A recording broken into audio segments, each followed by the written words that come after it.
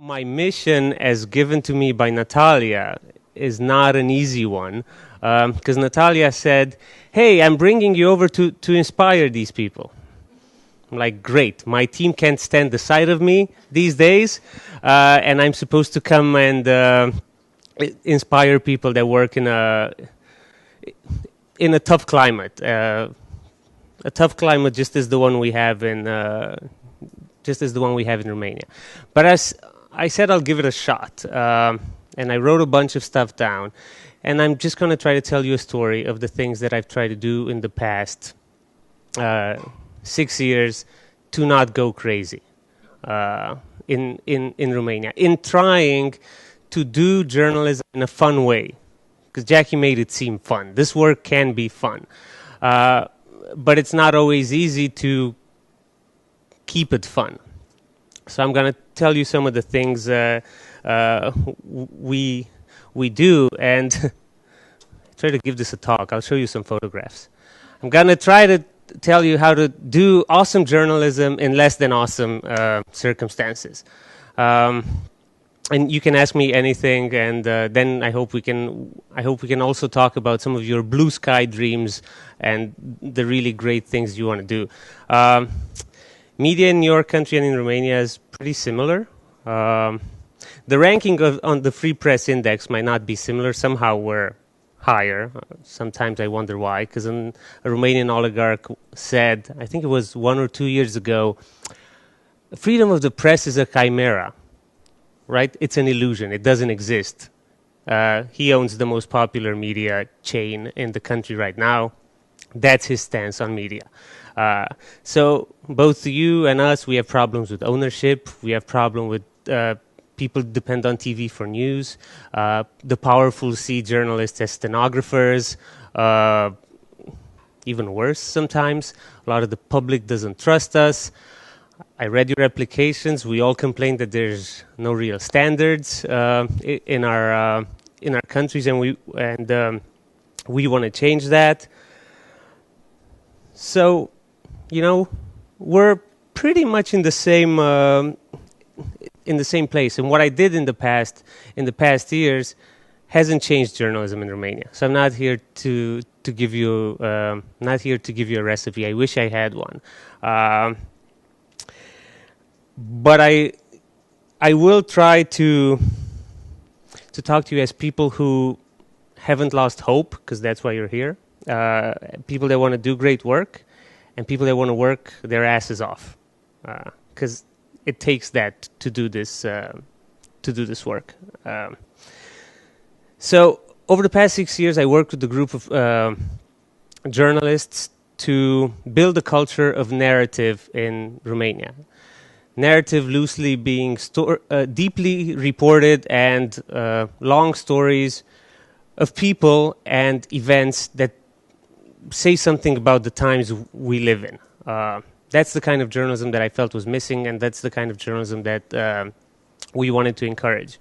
And in this time, we built a community of people interested in this work, both journalists and readers. We built a magazine, and hopefully we made some kind of difference, and failed a lot. So I'm going to tell you about the things that worked and about the things that didn't work.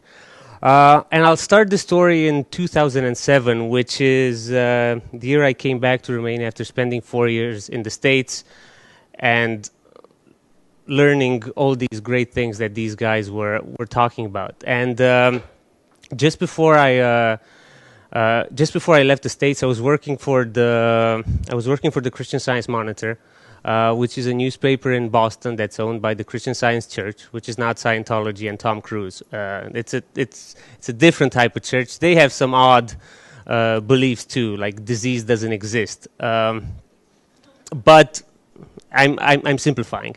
But they had this newspaper that was really important and relevant to the whole world in the 60s and 70s. By the time I was working there, and the reason I took this picture is because the best thing that had happened in that newsroom in the past 5 years was that they bought new computers. So everybody was really happy. Finally, something good is happening in this newsroom, where the median age of the reader was 65. So people had no idea what, like my editors had no idea what the readers wanted. And it was a pretty lonely job for me at that time. I had to be at work at 6:30. I was handing out, the papers to everybody. I was editing on the national desk. The paper had a really weird production schedule. Everything had to be done by 1 o'clock in the afternoon. And then I would do feature stories by phone because the paper had no budget to send people to other places, and they were sick of getting Boston stories. And I had to leave at 4 because they didn't want to have to pay me overtime. So even if I wanted to work and stay late and call people, I had to leave the newsroom. So I wasn't feeling very inspired and very good. And to give you an idea of the kinds of stories I did, this was called a business story. I had to do a story on the most popular toy for Christmas in 2006.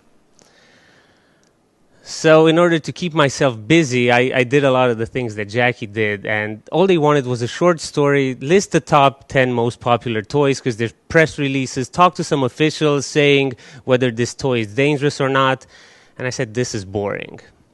My editor didn't ask me to do anything else, but I spent half a day online looking for blog posts by parents, whether it was hard to find this toy or not, and eventually I found a mother in another somewhere across the country, looked up her phone number, talked to her about how she stood in line for 5 hours to buy Tickle Me Elmo, which was a toy that you tickle and it laughed and danced, and they had a lot of fun. Those are the stories that they wanted me to do. Those were not stories that I necessarily wanted to do for a long time. So I usually went back home at 4 p.m. and started reading really depressive books about, exile and how one finds their place in the world and all kinds of stuff like that. And dreaming about, how would it be one day to be able to work or do the kind of journalism that I read in the New York Times Magazine or the New Yorker. Those really long stories through which I felt that I understood the world better, understood how things worked. But I also had a sense of what was my role in different things. Because I think I learned a lot about myself through reading those big and complicated stories. It clarified a lot of things about what I believed, what I wanted to do, and so on. At the time, my mom back home in Romania was sick. She was diagnosed with cancer in 2004, with breast cancer. That's my brother. She was operated on, but the cancer came back and it had spread to her lungs. So I had a pretty bad personal situation. I had a pretty bad work situation, and I said, I've got nothing to lose. I'm going to go back home. Although I had sworn to my family I'm never coming home to Romania. And my mother didn't want me to. So I did this against her wish. But one of the things that gave me courage, or one of the kicks in the ass for me to go home, was a conversation that I had with one of my former bosses in the U.S., and it's this guy. And his name is Bill Kovach, and he used to work and edit for the New York Times. He used to say in his bio that at one point he was called the conscience of American journalism, which means he had a lot of important things to say. And he's one of two guys who wrote that book called The Elements of Journalism, which is an amazing book, and it remains one of my professional Bibles. It has 10 rules for why we do this work. Of course, it's not that simple, but it's really a great distillation of the meaning of journalism. Not the craft, but the meaning.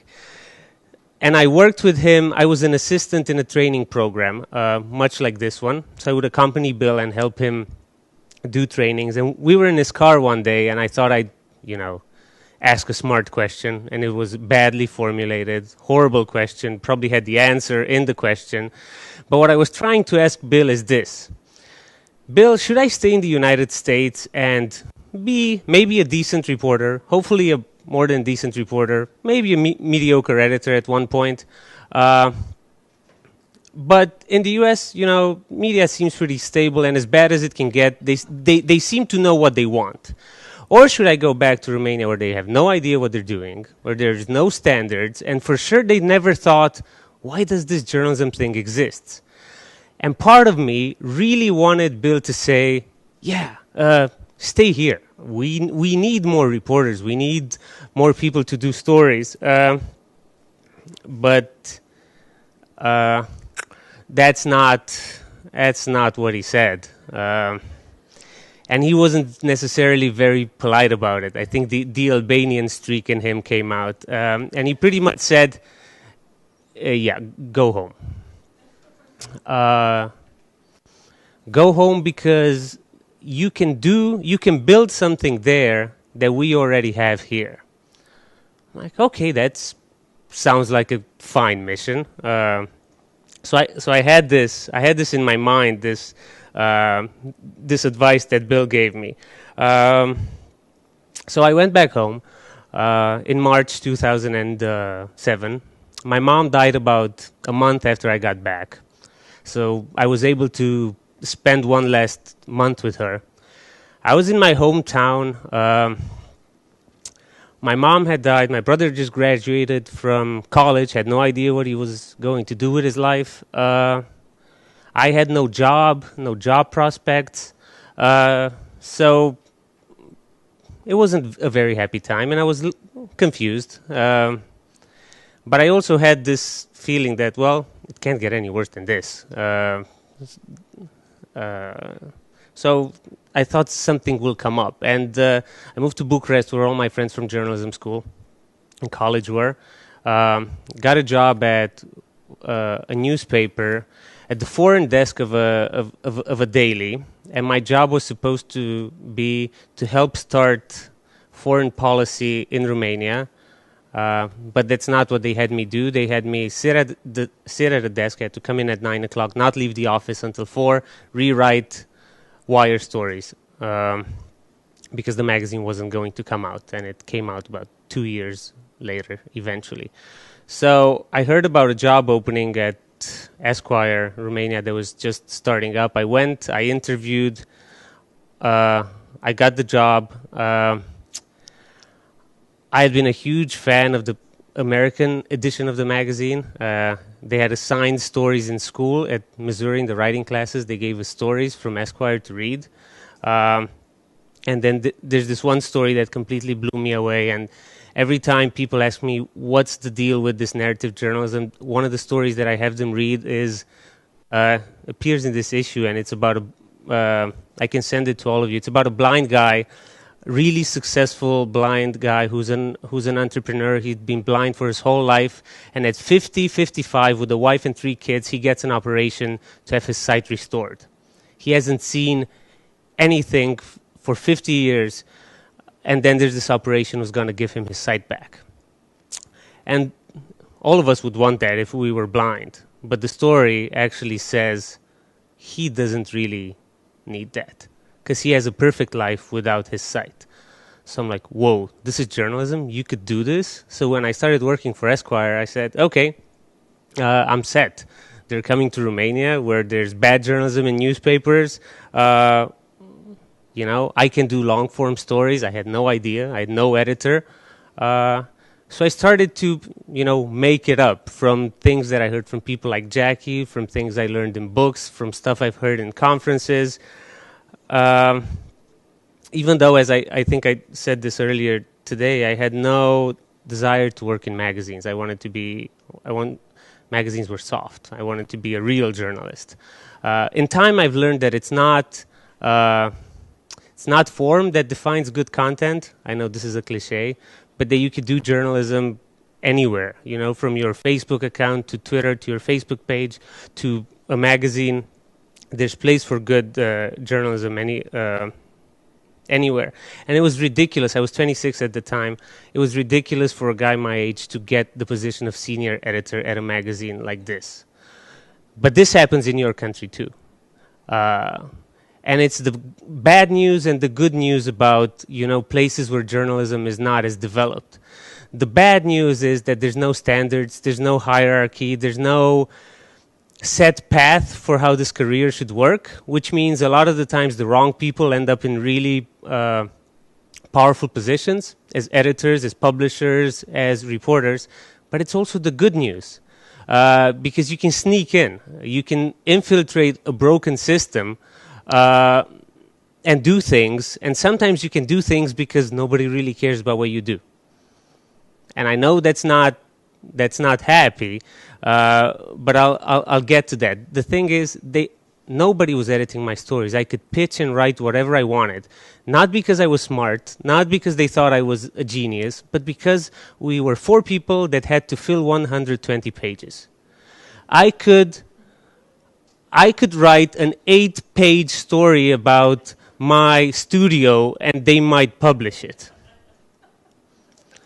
So that was really bad news. But I said, "Hey, this is exciting. Look at the great stuff we can do." So I took on a role that was not part of my job description to try to find people to fill the space, freelancers. So I went out and met people who were supposedly, the good writers in the market. And I found out they were not very good. They were very talented writers, and you might have this syndrome here. I know it's in Romania and in other neighboring countries that I talk to a lot of people about this. A lot of journalists actually want to be novelists, so they love the sound of their own voice. They don't like to go out and talk to people, or they might go out and talk to 1 or 2, but what they really like is to have an opinion and share it with the world and shape policy and make change and, be a factor in changing the country. I said, well, that's all great if you want to write opinion, if you want to do a Q&A, if you want to be the guy who comes out, and is the face of a magazine, but that's not going to produce good stories. And another thing that these guys thought is nobody reads. People are stupid. They don't need 6,000-word stories because they're lazy. Look at book sales. Like, well, that's not a good place to start. And I'm sure you hear some of that here. Nobody reads. Everybody watches TV. Everybody's stupid. Words. About 8-10 pages with photographs. Nobody would read that. I'm like, they would read it if it's interesting and if it catches their attention and if it's written in the way that Jackie said. And I wasn't getting much help from my bosses. My managing editor was actually a fan of making things up. She would change people's quotes because their language was funny. And I said, well, if you actually spend time in the field and you talk to people, they might speak in odd ways. They might have their own idiosyncrasies, their own ways of speaking. We quote them as they speak. Yeah, but, that doesn't sound good. It's what they said. So my managing editor used to work for Cosmopolitan and she just didn't get it and just didn't want to understand. For the first issue, she wanted to make up letters to the magazine. I said, nobody wrote to a magazine that doesn't exist. We can't print letters in the first issue. That makes no sense. Who wrote to a magazine that doesn't exist? So these are the types of fights that I was fighting. They were not part of my job description. I wasn't her boss. I just didn't want to work for a place that would mess up in such small and avoidable ways. I said, okay, but she said, but we need to fill that page with letters somehow. And I said, well, let's make up something. So we made up a feature that's called the 89-word story, and we asked a writer every time to write a story that was 89 words and an illustrator to draw it. So it was sort of like an artwork. That took care of that page. It wasn't that big of an effort. So I was starting to feel very, very lonely pretty quickly. So I decided to do 2 things, and one of them I failed miserably. And the number one thing was I went to to the School of Journalism, to the university that I graduated, and I told the dean, hey, I have this idea. There's this nice book called The Elements of Journalism. Maybe with your help and the fact that the school publishes books, we could translate this, make some kind of classes out of it, and, encourage the development of standards. The dean of the school, who used to work for the communist youth paper, told me the book is American propaganda and it's bullshit. So I'm like, all right, great. I'm not going to work with the school. What else can I do? So I decided to start teaching a class. I had absolutely no experience. I'd like, if possible, if I'm not reporting, I'd rather not talk to people. So it wasn't something that was easy for me to do, but I just said, I need somebody to work with. So I started teaching a class called Narrative Journalism, and teaching is a big word because all I did was I gave people stories that I liked, and we would spend 2-3 hours discussing them, taking them apart, and trying to figure out how they came together. Jackie and Diana will talk to you more about this, but the great revelation I had is that long-form journalism is not magic. It's not the muse visiting you at 2 a.m. It's a lot of craft. It's figuring out this paragraph goes here because it's going to make the reader go to the next paragraph, and it's going to plant some images in their mind, and then 5 pages later their brain will understand why that information was there, and they'll be happy without knowing why. So it's sort of like, yeah, it's drugs. So that's what we did. We took stories apart, and it suddenly became doable. When you take the writing process and you make it 6 steps, then you decide, hey, this year I can focus on having better ideas. For the next 6 months, I can focus on asking better questions. It made things easier, and all of us were young and inexperienced, so we sort of taught each other. And I ended up publishing about 3-4 in that class. I made people do a personal essay, which we don't do a lot in this part of the world, but they would have an immense power if people started telling their own stories, because we have a cultural problem with saying things. It doesn't need to go to the lengths of Oprah, but we're not even close. So 1 personal essay and 1 feature story. And from that class, I think I published 3 or 4 stories in Esquire, written by 20-year-old young women. The youngest writer on staff at Esquire US is pushing 40, and we were publishing stories by 20-year-olds on their first piece. This is not normal, but it can be done. So one did a story on a convict who got released early because he started a TV station in prison and was the anchor. He did news in prison, so he got off on good behavior. Then we did a story on a Trabant appreciation club that had all sorts of meetings, and there were very nice people doing that. And out of that first class, this was the end of 2007, out of that first class, one of those people is now a senior editor at our magazine. 2 of them are some of the best writers we work with. One of them actually went to the U.S., and then Jackie became her mentor. Now she's interning at the Oregonian, and she's just an amazing reporter. So what I found out by meeting these people is that if you actually tell people your interests in journalism, no matter how weird they are, you might find some that share it. You might, because I've seen in your application, some of you, there's a couple of you that want to start a project, want to start a website, want to start another publication. There are crazy people like you out there if you tell them what you're interested in. And they'll work with you because I think they've realized that, well, it might not be possible to do this at my job, but I have 2-3 hours every now and then to give to another project, and I'll do it. So that's how we started working together. It helped that at that time I was employed at Esquire. I could also give them some money, which was great. and you wouldn't believe this, I don't know if this happens here, but it happened in Romania, and I think it still does. Even when publications have money for freelancers, they don't get ideas, they don't get pitches.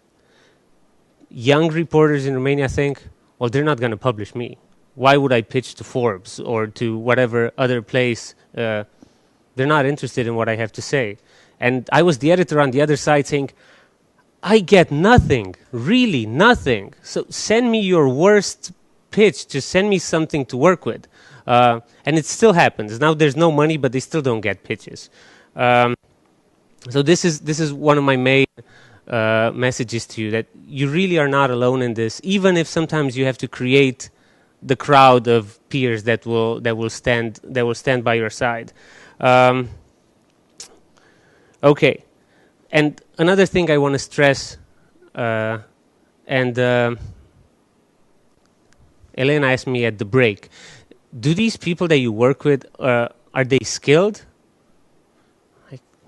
They're not skilled in the way that the magazines that we try to emulate are skilled. No way.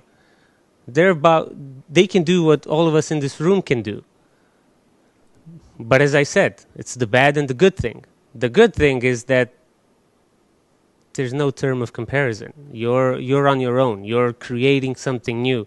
So don't fall into the trap of saying, well, it won't be good enough, so let's not do it. You could be your own standard for this. I left Esquire at some point because I burnt out. I didn't pace myself. I thought we could keep this going forever, and it ended up being really really depressing at some point. And the fact that my bosses didn't get it, and that they said, well, we don't understand these stories, so why keep doing them? So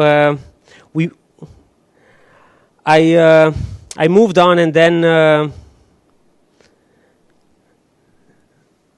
what happened is I realized, I didn't set out to do missionary work.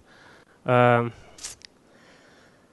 this is the hard part, because I feel I'm not as good as a reporter as I want to be, and I'm not as good an editor as I want to be because I skipped all the steps. I envy people like Jackie, who became a top reporter before she became an editor. At some point, I stopped being a reporter because I didn't have enough time to both report and edit and create stuff. So I stopped developing as a reporter, then I stopped developing as an editor, and I became a mediocre manager. And I still don't know which of these things I'm good at. So that's sort of my personal dilemma. If any of you want to go out and do suicidal things, you will come across this. That you might feel at some point, damn it, I'm not nearly good enough at any of these things. But I think it's still worth the effort. So that's sort of how I go to sleep at night, saying, we get great feedback from readers. So I'll find a way to grow in these areas somehow in the future. You asked me about how our magazine started, so I won't do the full story again. But briefly, I was unemployed. I was freelancing, and I thought this was a happy life. My friends, one of them took my place at Esquire. My girlfriend worked for Marie Claire. Everybody had a job. They were placing good stories in places that had no idea what we were publishing there. We were kind of happy. And then, as I was telling you earlier in response to Maria's question, we went to hear a talk by this guy who was the art director of Esquire, who had quit Esquire because he couldn't take our boss there anymore. He had lost 10 pounds. He was feeling happy. He did his own thing. So he had a conference where he destroyed any magazine in Romania he could think of. Bad layout, bad use of fonts, horrible stories, lack of vision. And we were sitting there with our head down, feeling terribly guilty for all these things he was saying. And after he was done, we went to have a beer, and I'm sure you know those beers where all you do is bitch about how your boss lacks balls, how nobody has any courage to do anything, that the publisher is stupid, that there's no money, and then everybody gets drunk, and in the morning everybody forgets about the great plans that were made at that beer. Well, what we decided in our drunken stupors, we had one of the guys, we told him, take notes. So this is the notebook from that evening when we started saying, let's make a magazine and let's do it one time. And I'll answer the question that wasn't raised before. One time to show, we were angry. We did this out of spite. To show our bosses that you don't need a ton of money and that you don't need everything to work perfectly to do good quality work. And it wasn't just about the stories. It was also about the design, the photography, the packaging, the way you talk to the readers. So we said, this will be a general interest magazine for men and women with internet access. That's a horrible way to define your target audience. But we wanted to stay away from all those things we heard, like your target audience is men in their 40s. That's what they told us at Esquire. More than 50% of the readers were women in their 30s. So that it just didn't make sense. So we decided, I'm a really big fan of David Remnick, who's the editor of The New Yorker, and he said at one point, well, we have a lot of people on our staff, and they're all interested in a lot of weird things, and we let them write about whatever weird things interest them, because if there's 10 people interested in knives or craft beer, there might be 1,000 people willing to read about it. So that's how we thought about it. Let's do stories that we think might be interesting, and maybe we'll find people that like it too. And then we called Ray and told him, you made us feel like shit at your talk. Now you're going to help us do this magazine. So we have the concept, you design it. And he got to work, and these are some of the layouts he did. These are some of the early drafts. This ended up being the cover of that one issue that I told you about. I'll try to keep this one. It's hard to explain. It's a grammatical error. It means only a magazine, but it's a grammatical error because the word dekut should have a negation in front of it for it to be correct.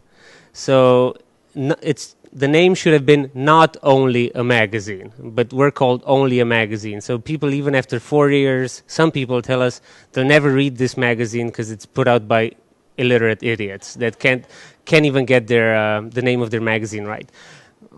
But you know, this name was chosen after 4 beers. You take the good with the bad, and you go with it. Here's something that you need to know. We had maybe 40, 50 people that helped on this first issue. And the reason they did it is that, and the reason a lot of them keep doing it is because they felt nobody gave a damn about what they could do at the jobs where they were being paid. Editor never said thank you. Boss never said thank you. They were never allowed to do one story the way they wanted. So they were willing to spend time to do something just because other people cared. And we worked on this for 6 months, and we decided, we worked on this for 6 months, let's have a party, let's have a launch. We invited our friends. We thought we'll have about, if we're lucky, we'll have 100 people, people who contributed and their friends. 500 people showed up. We announced this on Facebook, but we had no community, we had no constituents. Somehow it got around. People probably came because they heard it was wacky and new. And the thing that happened, and this is why I encourage you to do suicidal things, people lined up for autographs. This will happen in your career as a journalist once if you're lucky. People don't ask journalists for autographs. People got the magazine, lined up to get autographs from the writers, the photographers, the illustrators. It was flattering, I have to tell you that. the autographs is not why we decided to continue. It was part of it. But what made us decide to continue is the feedback we got. We got over 100 emails, very in-depth emails of people who went through the magazine almost story by story saying, this is what we liked, this is what you could have done better, because they felt we honestly tried to do something, and they responded to an honestly produced effort because they realized, okay, they don't have an agenda, they're trying to put out something, they would like to know if it works. Let's give them that. And from my experience at working for magazines and newspapers in Romania, if you don't have lipstick or perfume to give as prize, people don't usually write in. We don't have a culture of, letters to the editor. I don't know how it is here, but people don't usually write in to say things about the stories that you do. So the fact that we had 100 people made us say, hey, there's people who are going to consume this. Let's do it. We still didn't have a business plan. We still don't. I can get into that more if you want to. But I want to tell you about why this worked and why we kept going. People saw this as a very honest effort. They started giving us things. A young lawyer took us into her office. She had a spare room. She put 2 of us there because I didn't have a job, so I could do this full time. People gave us furniture, like desks and chairs and trash cans. So I always wanted to consume media products that were honest with me. And Jackie talked a lot about transparency in the reporting process, but there's a lot to be said about transparency in the whole, sausage making process. People have no idea how we work, especially in this part of the world.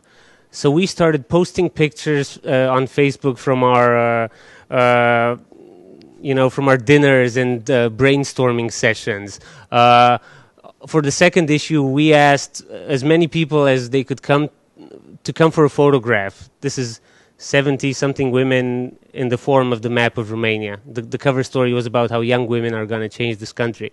They showed up without knowing what was going to happen. We wrote their names on cups, so they felt they belonged. We went to all sorts of events, and we had people interact with the product in all sorts of ways. We try to create the feeling that this is not 5 idiots in a room creating a product, but this is a community effort. And we're not doing this for us. We're doing this because we think that together we can create something cool.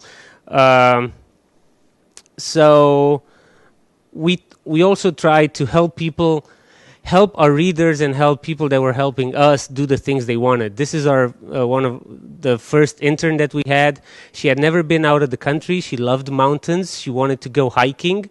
So we took these pictures of her with her mountain gear, and we told our community on Facebook, if all of us help Anka go and climb Mont Blanc in France, she'll write stories from there. We need to raise some money for her. And we raised money to send our intern to climb a mountain. And she wrote a really great story from the mountain because it was not a successful climb, which made it a good story. We gave people cards in which they could write their expectations for the next year. This is one of the ways we got story ideas. We asked people, what do you talk about with your friends? Very similar to your dinner table conversation. And they would give us very pointed answers. We keep talking about why people leave the country. So we did a whole issue almost devoted to the idea of why are people leaving. They said, I'm talking to my friends a lot about having kids these days. Which means a lot of the people in our group or in this community that we're building are at an age where they're thinking about that. So we wrote about that. People sent in their coffee cups when we asked them we had more than 100. People send pictures of our magazine in various parts of the world because they travel with it. It takes a long time to read. It's a quarterly magazine, and our stories are very long. So people take it with them, and they send pictures. They feel like they're part of this project, and you can do this if you're transparent with your audience. And it wasn't easy. And at some point around the time this picture was taken about 2 years ago, we said we have to stop. We can't do it anymore. We had done 4 issues. It was getting very hard. Although people were still contributing, we didn't have enough time and resources to put it together. But we really didn't feel like there was place for us somewhere else. Again, the bad news. So we said, okay, let's go all in. Let's more of us quit our jobs and do this full time. So 4 of us, this was the beginning of 2011, moved into an office. This is still our office. Quit our jobs, moved into an office, started doing this full time. Our stories got better. We won a bunch of writing awards for feature writing, personal essays, what have you. If it had to do with good writing, it was something that we were able to win. We also, because we really want to share this stuff and we really want to help other journalists realize that this could be fun journalism, spending time with people, learning about their lives, learning about interesting things, and then writing really good stories is fun. So we started doing a conference. I think Jackie mentioned it yesterday. Jackie's sort of the guiding light of this conference, and we're going to do it again this year in October. So we have foreign journalists that come and talk about storytelling and how you do this type of work. This is from last year. We had 9 speakers. 2 of them were Pulitzer winners. 2 of them were National Magazine Award winners, who think we're not paying them. So why do 9 American journalists travel all the way to Romania? Apparently, from what they said, is because they missed the days when they did crazy stuff like this. So that sort of says, hey, this is not for nothing. People like this stuff. This is just part of the process and the way we edit. Very few places in Romania edit, but sometimes we edit with Post-its on whiteboards, or we cut the story in pieces because we just can't put it together, and we have to cut it and put things in order. Reporters love this. Nobody paid this much attention to them ever. So they start to love having their stories torn apart. It's like, wow, you're spending 3 hours talking about something I did? This is good. I like it. So they want to work. These are all the issues we published so far. And as I said, this is not all necessarily always a happy story. This is our team now. There's 7 or 8 of us that do this full time. There's probably 60, 70 people that contribute every now and then for free. Still, we have not figured out a business model yet. We do have enough money to put out the magazine, pay rent, pay a very small salary to these people, so we can actually keep going and make it happen. But we're nowhere near to figuring it out. And this is not a story about how you can get rich doing what you love. This is more a story about doing what you love and seeing if it's worth it. So at this point in time that I'm speaking to you, I'm really relaxed and happy because I'm leaving for 10 months. I'm going to Boston. I'm going to Harvard to think about journalism, which sounds very, very pretentious and nice. And my team is home and trembling that they might not make it through the year. If they had 25,000 euros, they might sleep at night. That might not seem like a big amount, but it's really not easy to raise. We print 3,000 copies. We sell about 2,500. We have about 8,000 readers of the magazine, plus the stuff we do on the website. We have about 60,000 people on Facebook.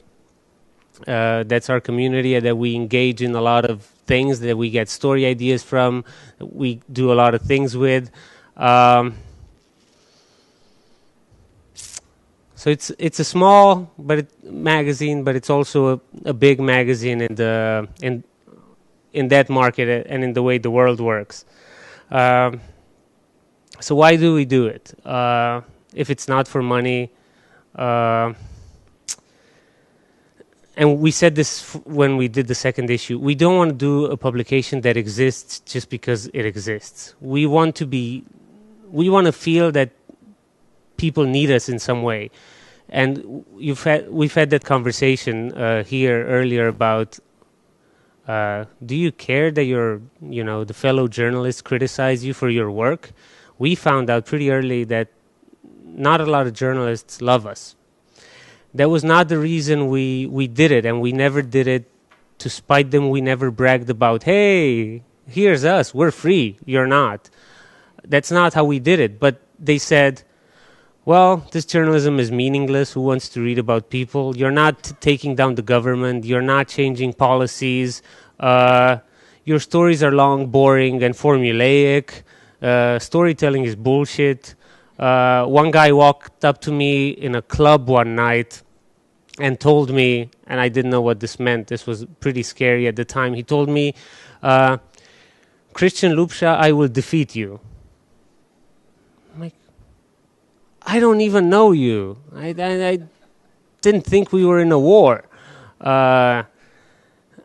So it's not our journalism colleagues that we do it for. And I'm going to show you a few reasons why we do this and why I think it's worth thinking about crazy projects. This is a couple that I met in 2008. She loved the first issue. She wrote me some emails about I'd like to help in some way. We went out for coffee. I had no idea how she could help. And she just she didn't want to write or do anything. She just wanted to, spread the word or help or do whatever for us. In the course of the conversation, she told me the story of how she and her husband almost broke up after 7 years, how they grew apart, almost broke up, how they then went to some form of couples therapy where they decided that they actually wanted to be together, and not only that they should get married and have a child. So I said, that's great for you, but that's an even better story. So she wrote that story, and it was an experiment. She wrote one paragraph. No, she wrote one section. He wrote the other section. So it was the parallel story of the couple, and there's this beautiful happy ending where we learn she's pregnant. 6 months later, they sent us this story, this picture. He organized the photo shoot for her because she was really pregnant, as you can see, and was about to give birth. And one of the photos they took, they had T-shirts made with our logos, and they wanted to say thank you for printing our story, and they got amazing feedback for that. Then this here, we did 2 English language issues, and I have a few with me that I'm gonna give to you. And this is our magazine at a magazine fair exhibit in Amsterdam last year. Fame and glory is not necessarily always the top reason why you do things, but it doesn't hurt if people outside your country say, this is not bad. This for us was way more valuable feedback than the one from journalists back home. That people from abroad said, this is cool, and it could be in line with a host of other crazy independent publications from Europe. But then we get to the more important stuff. This was a story we ran in our 5th issue about a 35-year-old woman who was diagnosed with breast cancer and who decided not to undergo the regular treatment, which means surgery and chemo. She decided to do all sorts of weird natural healing, and she would take shark teeth extracts and all these crazy medicines. And Simina, who's now at the Oregonian, did this story. And we wanted to do a story about how people make choices and how sometimes the choices we make are really unpopular with our families, our friends, and everybody around us. But this was her conscious choice not to go and get surgery. She had her own reasons about not wanting to do this. We wanted to do this story. When we put it online, we got, I don't know, I think a few dozens, almost 100 comments from people, some who hated her, some who loved her for, the fact that she stood by her decision, but they understood that the value of the story we were doing was in showing that people are really similar, and all of us make unpopular decisions sometimes, even if those decisions might hurt us. And what was even more important is that people who gave us feedback shared their own stories. I've heard Jackie say this a lot, that one story sparks another story. People wrote to us about their mothers, their grandmothers, their parents who fought various kinds of illnesses and tragedies, because this story sparked their own story. This was a happier story. This is a Romanian tennis player. About 10 years ago, he was supposed to be the future of Romanian tennis. Then he disappeared, got fat, stopped playing, started to miss tennis at some point, met a woman who told him, it seems like you still want to play tennis. Maybe you should do it. So he started playing tennis again for his wife, lost weight, got back in shape, and I think in the doubles, in tennis doubles, he's among the first 100 now.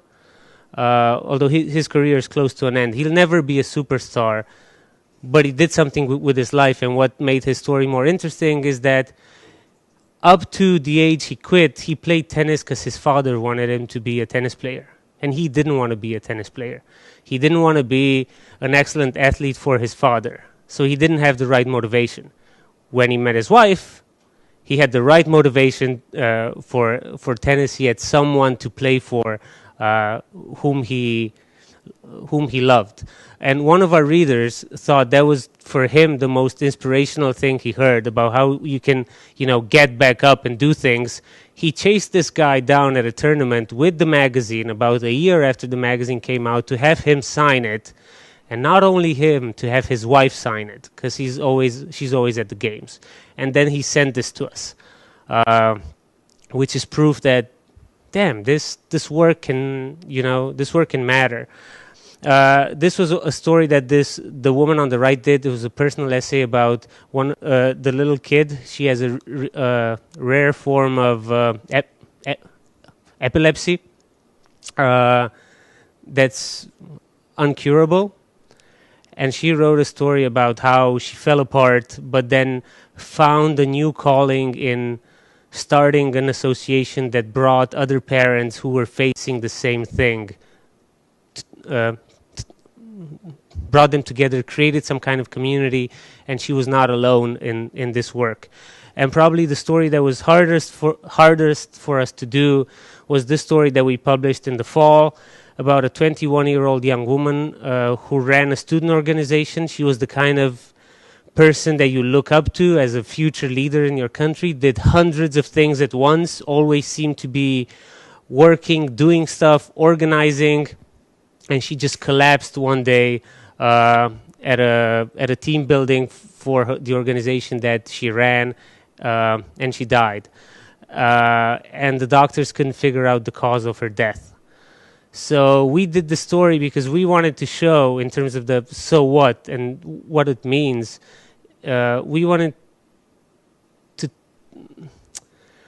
to show this generation of kids that are now in their early 20s, that have a different motivation than those of us who spent at least 10-15 years under communism, who have a different kind of drive, who have a different kind of energy, and are sometimes naive about, how perfect and pink everything is. So we wanted to do this almost as a warning, but also as praise for the kind of things she did. And it's not easy to do a story about someone who died, especially because we want to do journalism that makes people hopeful. And it's hard to make people hopeful when writing about death. But her mother called up the reporter immediately after the story came out, and her mother said, "Thank you for doing the story. This is the first time I understand what my daughter did, why she did what she did, and what happened on the night she died. Nobody was able to explain to me what happened, because there was the ambulance came late. None of her colleagues knew CPR, so it was a clusterfuck all around. She might have been saved, but nothing of the things that could have saved her happened. But her mother never got the full picture. Juana, who wrote the story, got the full picture.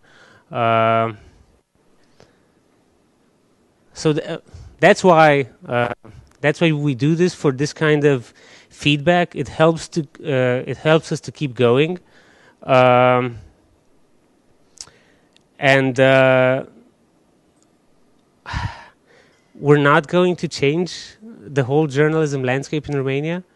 I am convinced that there's no golden age of journalism coming for either Romania or for your country, or in this part of the world. There might not be a golden age of journalism in the US either, ever. And, we might not change the healthcare system, we might not improve the way education works or the justice system, or take down a prime minister anytime soon. But I heard Jackie talk last year about, she used the phrase ripples in a pond, that you do these kinds of stories about the things that happen in our world, and they create ripples in a pond. They move one person, they move 5, they move 10, and they might be moved to action. They might join up with other people and create some kind of group. They might demand their rights. They might make a better vote at the next election.